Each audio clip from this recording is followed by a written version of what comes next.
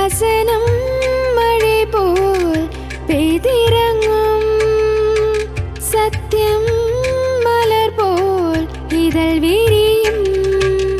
சத்தியம் சத்தியமே, சத்தியம் சத்தியமே, சத்தியம் சத்தியமே, சத்தியம் சத்தியமே.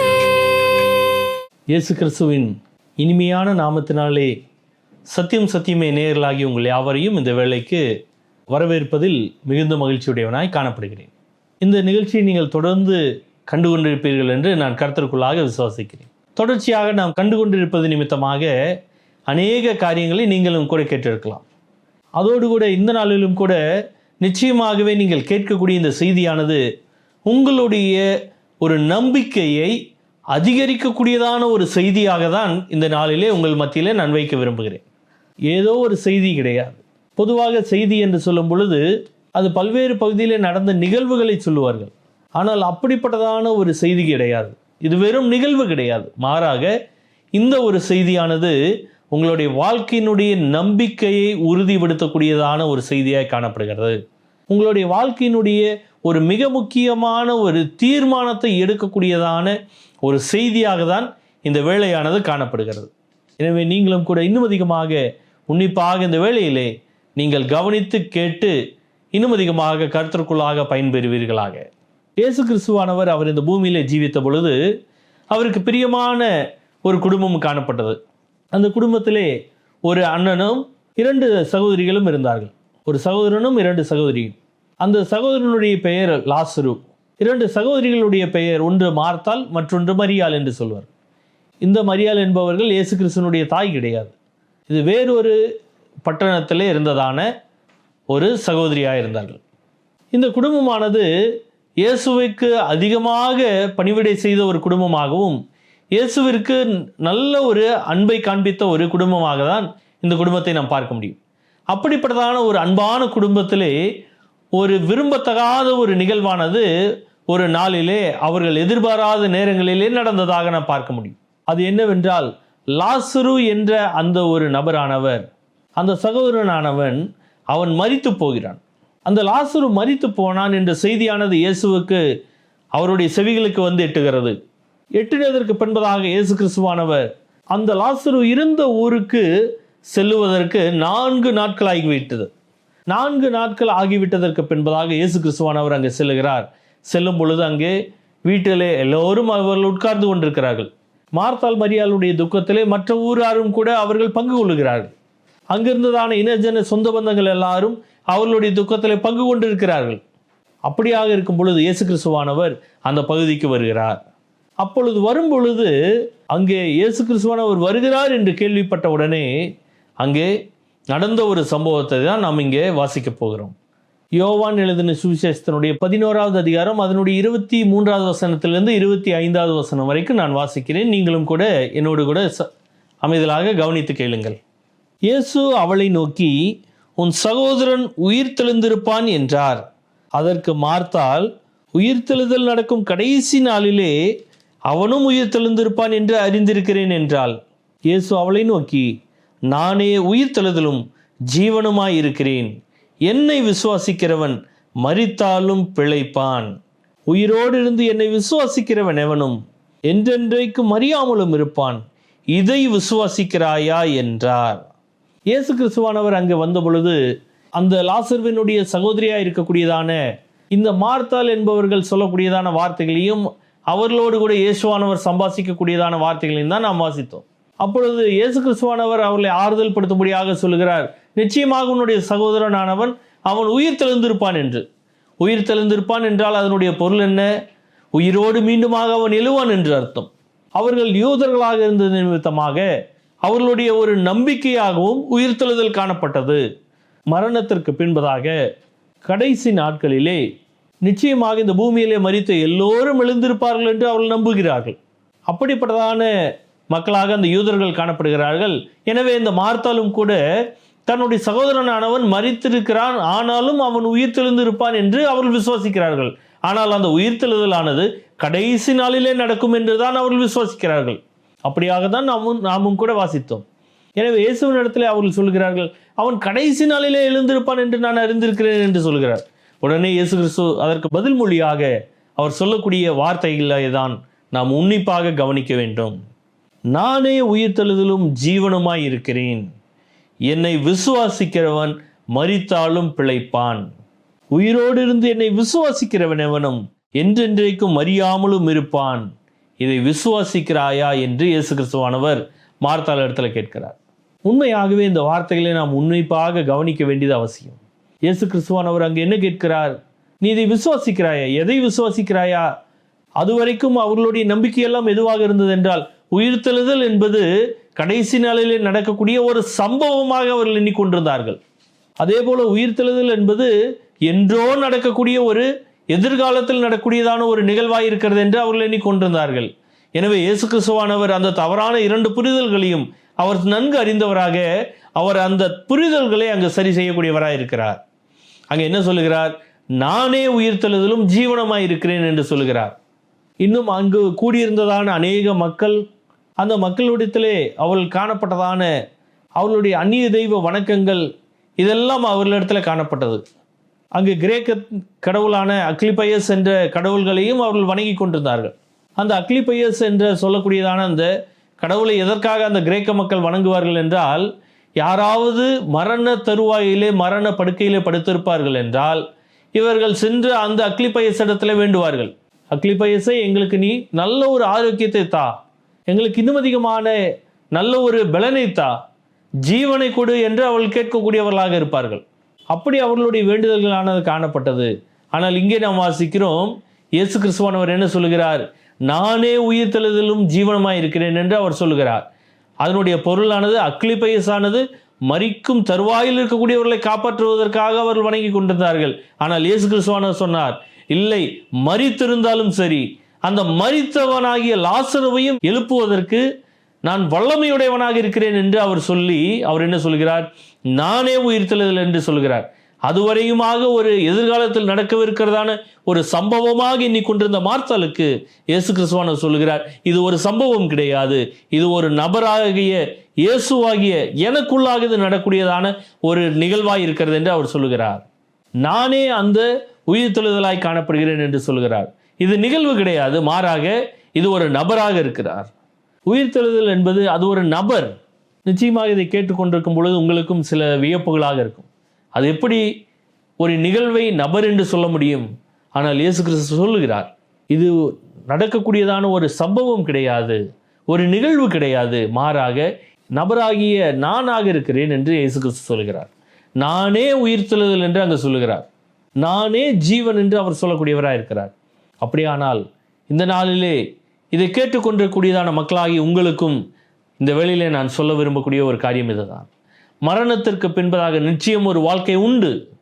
அந்த மரணத்திற்கு பின்பதாக இருக்கக்கூடிய வாழ்க்கையானது உயிர்த்தெழுந்ததற்கு பின்னதாக ஏதோ கடைசி நாட்களில் நடக்கூடிய ஒரு காரியம் என்று நீங்கள் எண்ணிக்கொண்டிருந்தால் அது தவறானது.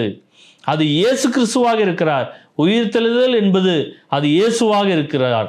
இயேசுதான் அந்த உயிர்த்தெழுதல். உயிர்த்தெழுதல் தான் இயேசு. அப்படிப்பட்டதான ஒரு நிலையிலே இயேசுவானவர் அங்கே சொல்கிறார், நானே உயிர்த்தெழுதல் என்று சொல்கிறார். அதோடு மட்டுமல்லாமல் அவர் அடுத்தபடியாக அவர் என்ன சொல்கிறார்? நானே ஜீவனுமாய் இருக்கிறேன்.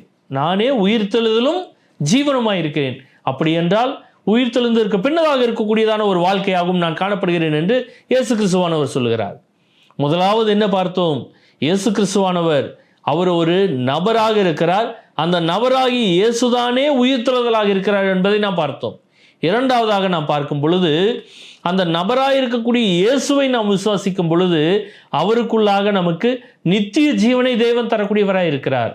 அந்த இயேசுவிற்குள்ளாக நமக்கு ஒரு முடிவில்லாத ஒரு வாழ்க்கையை தேவன் தரக்கூடியவராக இருக்கிறார். அந்த இயேசுவிற்குள்ளாக உங்களுக்கும் எனக்கும் ஒரு அழிவில்லாத ஒரு வாழ்க்கையை அவர் தரக்கூடியவராக இருக்கிறார். அது நிமித்தமாக தான் நீங்க சொல்கிறார், நானே உயிர்த்தெழுதலும் ஜீவனமாயிருக்கிறேன், என்னை விசுவாசிக்கிறவன் மரித்தாலும் பிழைப்பான். இதை சொல்லிவிட்ட பின்பதாக இயேசு கிறிஸ்துவானவர் அங்கு என்ன செய்கிறார் என்று பார்க்கும் பொழுது, அங்கு மரித்து போனதான அந்த லாசருவை இவர் வெளியே அழைக்கிறார். லாசருவே வெளியே வா என்று சொன்ன பொழுது உடனடியாக மரித்து 4 நாட்கள் ஆகி போனதான அந்த லாசருவினுடைய சரீரமானது உயிர் பெற்று அது முன்பு இருந்த அதே ஒரு நிலையிலே, நல்ல ஆரோக்கியமான ஒரு நிலையிலே அந்த மனுஷனானவன் வெளியே வரக்கூடியவனாக இருக்கிறான். உயிர்த்தெழுதல் நானாக இருக்கிறேன் என்றால் அந்த உயிர்த்தெழுதலை தரக்கூடிய தேவனாக நான் இருக்கிறேன், ஜீவனை தரக்கூடிய தேவனாக நான் இருக்கிறேன் என்று இயேசு கிறிஸ்துவானவர் சொல்லக்கூடியவராக இருக்கிறார்.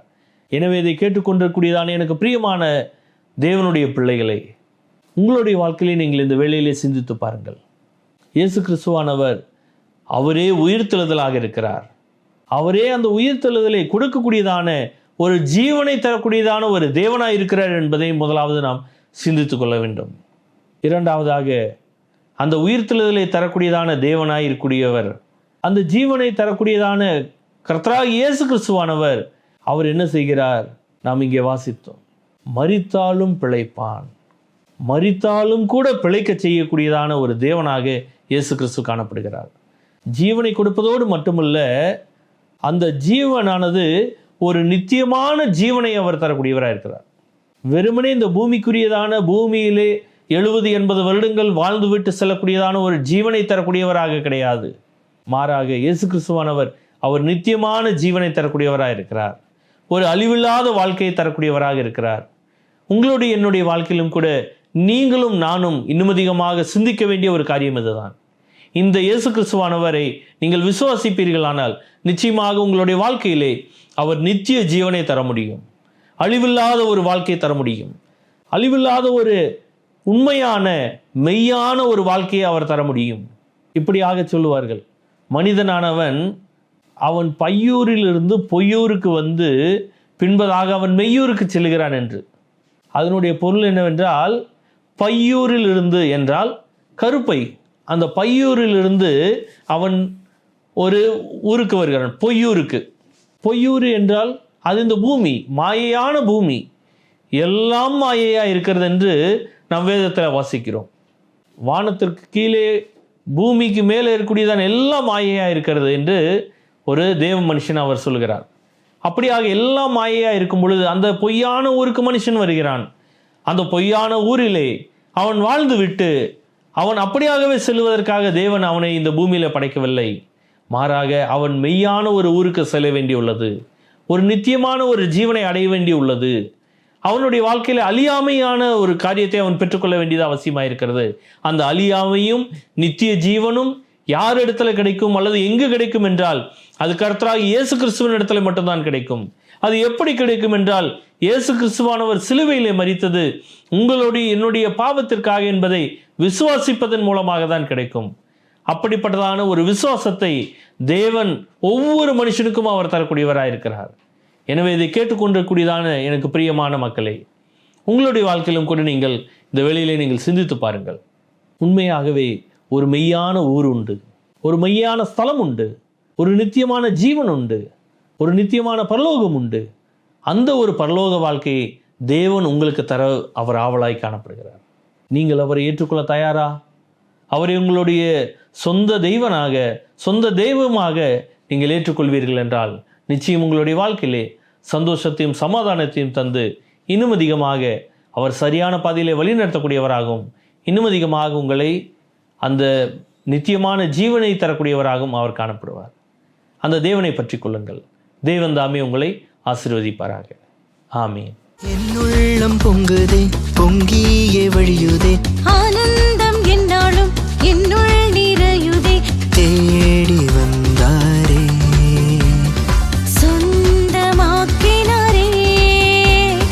என்னுள்ளம் பொங்குதே, பொங்கியே வழியுதே, ஆனந்தம் என்னாலும் என்னுள் நிறையுதே.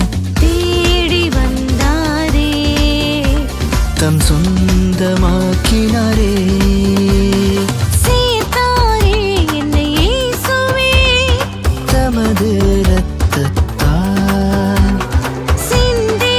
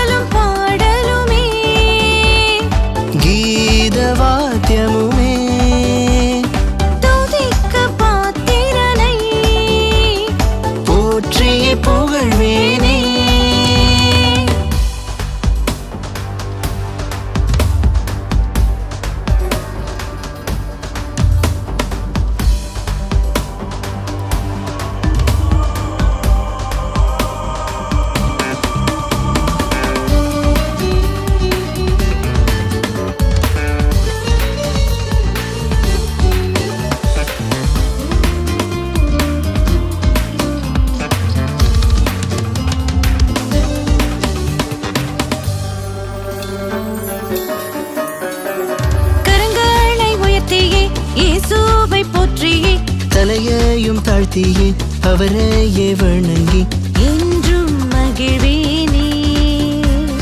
ரட்சித்தார் என்னையே.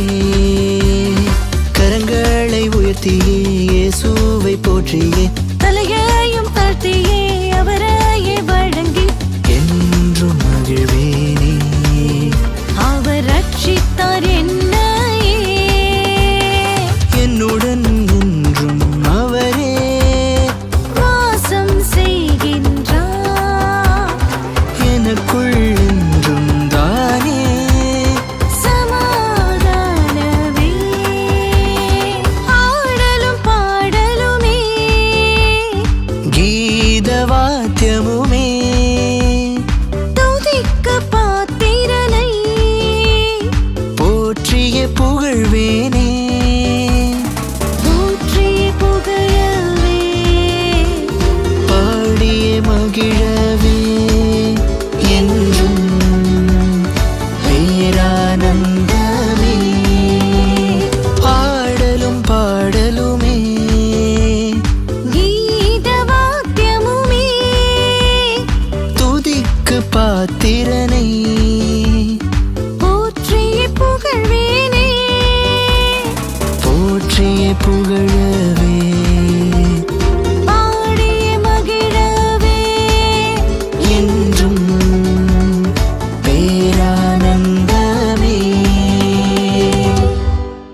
அன்பான சகோதர சகோதரிகளே, C.H. ஸ்பர்ஜன் என்ற ஒரு மிகப்பெரிய பிரசங்கியாரை குறித்து உங்களோடு கூட பகிர்ந்து கொள்ள விரும்புகிறேன்.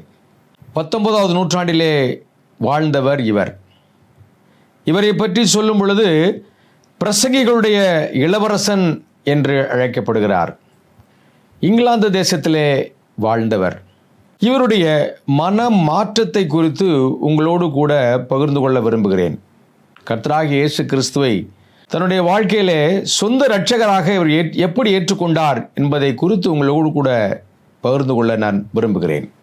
இவருடைய மாற்றம் ஏற்பட்ட பொழுது இவருக்கு ஒரு 15 வயது இருக்கும். ஒரு வாலிபன், இளம் வாலிபன். அவர் ஏற்கனவே கிறிஸ்தவ குடும்பத்திலே பிறந்தவர். அவர் ஒரு நாளிலே ஞாயிற்றுக்கிழமை அவர் தன்னுடைய ஆராதனை கூடத்திற்கு அங்கே சபைக்கு செல்ல வேண்டும் என்று அவர் புறப்படுகிறார். ஆனால் அங்கு அதிகமான பனிப்பொழிவு ஏற்பட்டதினாலே தன்னுடைய சபைக்கு செல்ல முடியாதபடிக்கு மிக அருகில் இருந்த ஒரு சபைக்கு அவர் செல்கிறார். பனி பொழிவின் காரணமாக அந்த சபையிலும் அதிகமான பேர் இல்லை. அது மட்டுமல்ல, அந்த சபையினுடைய பாஸ்டர் அன்று வரவில்லை. ஆகவே அதற்கு பதிலாக வேறொரு நபர் அங்கே பிரசங்கிக்க எத்தனித்தார். அங்கே ஸ்பர்ஜன் இளம் வாலிபன் பயத்தோடும் வெட்கத்தோடும் அவர் அந்த சபையினுடைய கடைசி வரிசையிலே போய் அவர் அமர்கிறார். அவருடைய மனம் சற்று குழப்பமாகத்தான் இருந்தது. அவர் கிறிஸ்தவராக இருந்தாலும் கிறிஸ்துவை அறியாதவராக, தன்னுடைய ரட்சிப்பை குறித்து முழுவதும் அறியாதவராக அவர் இருந்தார். ஆகவே மன குழப்பத்தில் தான் அங்கே செல்கிறார். அந்த சமயத்தில் அந்த பிரசங்கியார் அவர் பார்ப்பதற்கு ஒரு எடுப்பான தோற்றம் உடையவர் அல்ல, அதிகமாக பிரசங்கித்து பழக்கப்பட்டவரும் அல்ல. அன்று அவர் வேத வசனத்திலிருந்து எடுத்து ஒரு சில காரியங்களை அங்குள்ள மக்களிடத்திலே அவர் பேசுகிறார். மக்களிடத்தில் மட்டுமல்ல, கிட்டத்தட்ட அந்த ஸ்பர்ஜனுடைய நேரடியாகவே அவரை பார்த்து அவர் பேசக்கூடிய ஒரு சூழலையும் பார்க்கிறோம். அவர் ஏசாயா தீர்க்கதரிசன புஸ்தகத்திலிருந்து 45வது அதிகாரத்தை எடுத்து 22ஆம் வசனத்திலிருந்து அவர் பிரசங்கம் செய்கிறார். ஏசாயா 45:22 அதே வசனத்தை நான் உங்களுக்கு வாசிக்க விரும்புகிறேன். பூமியின் எல்லை எங்கும் உள்ளவர்களே, என்னை நோக்கி பாருங்கள், அப்பொழுது ரட்சிக்கப்படுவீர்கள். நானே தேவன், வேறு ஒருவரும் இல்லை. இந்த வசனத்தை அவர் எடுத்துக்கொண்டார். மீண்டுமாக அந்த கூட்டத்தினரை பார்க்கின்றார், ஸ்பர்ஜனை பார்க்கின்றார். அவர்களிடத்தில் பூமியின் எல்லை எங்கும் உள்ளவர்களே என்னை நோக்கி பாருங்கள் என்ற வசனத்தை எடுத்து அவர் பிரசங்குகிறார். என்னை நோக்கி பாருங்கள். நீங்கள் வேறு யாரையும் நோக்கி பார்க்க வேண்டிய அவசியம் இல்லை. நோக்கி பார்ப்பதற்கு எத்தனையோ காரியங்கள் இந்த உலகத்தில் இருக்கிறது. ஆனால் நீங்கள் என்னை நோக்கி பார்க்க வேண்டும். அதாவது என்ன என்று சொல்லும் பொழுது கர்த்தராகிய இயேசு கிறிஸ்துவை நோக்கி பார்க்க வேண்டும் என்று அவர் கூறுகிறார். பிரசங்கியார் அல்ல. பிரசங்கியார் என்ன என்று சொல்லும் பொழுது இயேசு கிறிஸ்துவை நீங்கள் நோக்கி பார்க்க வேண்டும் என்று சொல்கிறார். இங்கே உட்கார்ந்திருப்பவர்கள் மட்டுமல்ல, யாராக இருந்தாலும் சரி, அவர்கள் செய்ய வேண்டிய ஒரே காரியம் இயேசுவை நோக்கி பார்க்க வேண்டும். இயேசுவை நோக்கி பார்ப்பதற்கு நீங்கள் படித்தவர்களாக இருக்க வேண்டிய அவசியமில்லை. நீங்கள் அதிகமாக பணம் செலவழிக்க வேண்டிய அவசியமில்லை. நீங்கள் செய்ய வேண்டிய ஒரே காரியம் நீங்கள் நோக்கி பார்க்க வேண்டும். அதை தவிர நீங்கள் ஒரு காரியத்தையும் செய்ய வேண்டிய அவசியமில்லை. அப்படி நோக்கி பார்த்தால் நீங்கள் ரட்சிக்கப்படுவீர்கள், நீங்கள் மீட்கப்படுவீர்கள் என்று அவர் தெளிவாக கூறுகிறார். கூறிவிட்டு ஸ்பர்ஜனை பார்த்து கூறுகிறார், வாலிபனே, உன்னை பார்ப்பதற்கு மிகவும் பரிதாபமாக இருக்கிறது. நீ இயேசு கிறிஸ்துவை ஏற்றுக்கொள்ளாவிட்டால் உன்னுடைய வாழ்க்கை இன்னும் மிக பரிதாபமாக போய்விடும். ஆகவே நீ நல்ல ஒரு மனிதனாக இருக்க வேண்டும் என்றால் நீ செய்ய வேண்டிய ஒரே ஒரு காரியம் இருக்கிறது. நீ செய்ய வேண்டிய காரியமெல்லாம் நீ இயேசுவை நோக்கி பார்க்க வேண்டும். ஏன் இயேசுவை நோக்கி பார்க்க வேண்டும்? அவர் கூறுகிறார், நானே தேவன், வேறு ஒருவரும் இல்லை என்று கூறுகிறார். சகோதரனே, இந்த தேவனை, இந்த இயேசுவை, இவரை நீ நோக்கி பார்க்க வேண்டும். அப்படி நோக்கி பார்த்தால் நீ ரட்சிக்கப்படுவாய். நீ விசுவாசிக்க வேண்டும். இந்த இயேசு கிறிஸ்து என்னுடைய பாவத்திற்காக மரித்தார், அடக்கம் பண்ணப்பட்டார், உயிரோடு எழுந்தார் என்று நீ விசுவாசித்தால் நீ ரட்சிக்கப்படுவாய், நீ மீட்கப்படுவாய் என்று இந்த ஸ்பர்ஜனை பார்த்து அவர் கூறினார். அன்பான சகோதர சகோதரிகளே, இந்த செய்தியானது ஸ்பர்ஜனுக்கு மட்டுமல்ல, நம் அனைவருக்கும். நாம் செய்ய வேண்டிய ஒரே காரியம் நாம் நோக்கி பார்க்க வேண்டும். நாம் யாரை நோக்கி பார்க்க வேண்டும்? இயேசுவை நோக்கி பார்க்க வேண்டும். சிலுவையிலே நமக்காக பாடுகளை சுமந்து நமக்காக சிலுவையிலே மரித்த அந்த இயேசு கிறிஸ்துவை நோக்கி பார்க்க வேண்டும். இந்த இயேசு கிறிஸ்துவை நோக்கி பார்ப்பதற்கு தேவையான ஒன்றே ஒன்று விசுவாசம். விசுவாசம் மட்டுமே. இதற்காக நாம் பணத்தை செலவழிக்க வேண்டிய அவசியமில்லை, பாத யாத்திரை செய்ய வேண்டிய அவசியமில்லை, தூரமான இடங்களுக்கு போக வேண்டிய அவசியமில்லை, ஆழ்ந்து படிக்க வேண்டிய அவசியமில்லை. நாம் செய்ய வேண்டிய ஒரே ஒரு காரியம், நாம் இயேசுவை விசுவாசிக்க வேண்டும். நாம் இயேசுவை விசுவாசிக்கும் பொழுது அவர் கிருபையினாலே நம்மை மீட்டுக் கொள்ளுகிறார். கிருபை என்று சொல்லும் பொழுது தகுதியில்லாத நமக்கு கிடைக்க வேண்டிய ஒரு தயவு. நாம் பாவத்திலே வாழ்ந்து கொண்டிருக்கிறதுனாலே நாம் செல்ல வேண்டிய இடம் நரகம். நமக்கு கிடைக்க வேண்டிய ஒன்றே ஒன்று மரணம். அந்த மரணத்திலிருந்து, அந்த நரகத்திலிருந்து கர்த்தராகிய இயேசு கிறிஸ்து நம்மை விடுவிக்கின்றார். அவர் நம்மை விடுவிக்கிறார் என்றால் நாம் செய்ய வேண்டிய காரியம் ஒன்றே ஒன்றுதான், நாம் அவரை விசுவாசிக்க வேண்டும். இயேசு யார் என்று மிக தெளிவாக சொல்கிறார். நானே தேவன், என்னை அல்லாமல் வேறே தேவர்கள் இல்லை என்று அவர் கூறுகிறார். கர்த்தராகிய இயேசு கிறிஸ்து மட்டுமே நமக்காக சிலுவையிலே மரித்து அடக்கம் பண்ணப்பட்டு அவர் உயிரோடு எழுந்தார். ஆகவே அவரை மட்டுமே நாம் பார்க்க வேண்டும், அவரை மட்டுமே நாம் விசுவாசிக்க வேண்டும். அப்படி நாம் அவரை மட்டுமே விசுவாசிக்கின்ற தருணத்திலே நாம் ரட்சிக்கப்படுவோம். ஸ்பர்ஜனை பொறுத்தவரை இந்த செய்தியை கேட்ட பொழுது அவர் அங்கே ஒரு மனமகிழ்ச்சியோடு அந்த இடத்தை விட்டு அவர் கடந்து செல்கிறார். இதுவரைக்கும் ஒரு தெளிவில்லாமல் இருந்தது. நான் ரட்சிக்கப்பட்டேனா, நான் பாவ மன்னிப்பு பெற்றேனா என்ற ஒரு நம்பிக்கை இல்லாமல் இருந்தது. இந்த செய்தியை அவர் கேட்டார். அந்த செய்தி மிக எளிதான ஒரு செய்தி.